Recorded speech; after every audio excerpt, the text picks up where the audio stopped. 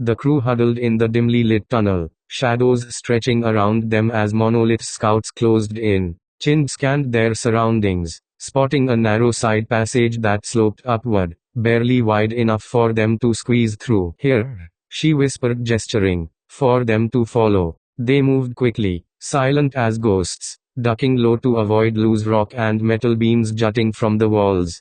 Ted tapped a small device clipped to his belt, sending a series of low-frequency pulses through the tunnel. This should jam their trackers for a few seconds, he muttered.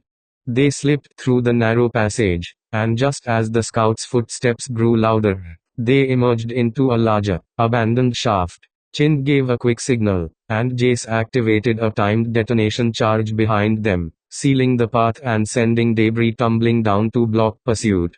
Go, Chin urged, and they sprinted down the shaft, making their way to a hidden exit leading back to the surface. Within moments, they were outside, their path to freedom clear. A self-driving rover met them outside of the cave cavern. The rover hummed with tension as Chin, Ted, Jes, Tom, and Caslson sat in silence, peering out at the stark horizon. Earth was just a blue glimmer above them now, fading fast as they hurtled across the gray plains of the moon, back toward their hidden ship.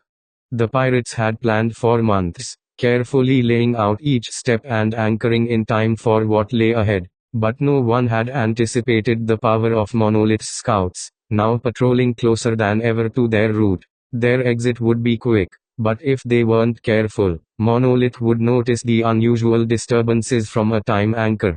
With each jolt and swerve, they were pushing their escape to the limit. As they approached the hidden cove where the ship lay nestled between craters, Chin took one last look out over the moon's barren landscape. They wouldn't see this sight again for a while. All right, everyone, she called out, her voice steady but carrying an urgency that cut through the silence. Once we're in, set coordinates to jump. Ted, get the time anchor ready. The crew filed into the ship, each member taking their place with practiced precision. Ted worked furiously over the time anchor controls, his fingers deftly flipping switches and entering coordinates.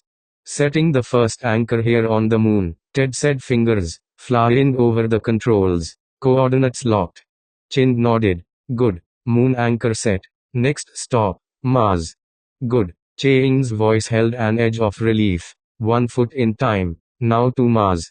As the ship's engines roared to life, a heavy silence settled over them once more, broken only by the hum of machinery and the slight beeping of the control panel. Monolith's scouts were close, too close, but Chin had no intention of letting them catch a glimpse of their plan.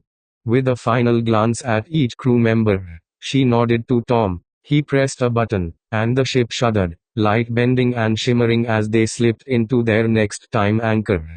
They arrived at Mars a moment later, its red dust stretching beneath them. They were secure here, for now, and could return to either point, the moon or Mars, whenever they needed. Chin allowed herself a deep breath. For the first time in hours, she relaxed. They had outmaneuvered Monolith, for now, and their next step lay before them, etched in the stars.